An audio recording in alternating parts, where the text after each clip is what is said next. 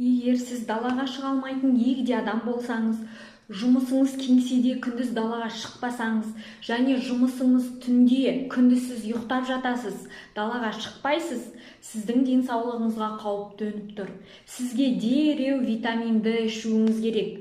Егер сіз осындай адам болатын болсаңыз, сізде денсаулығыңызбен әртүрлі қиындықтар пайда болуы мүмкін. Бұлшықеттеріңіздің ауруы, көңіл күйіңіздің түсуі, сүйектеріңіздің сынғыш болуы, сонымен қатар депрессияға түсу және тістеріңіздің түсуі болуы мүмкін. Иммунитетіңіздің төмендеуі және әртүрлі тері ауруларының пайда болуы, осының бәрі витамин D жеткіліксіздігі кезінде болады. Артық салмақтың да пайда болуы витамин D-ға байланысты. Себебі витамин D зат алмасуды жақсартады және иммунитетіңізді көтереді.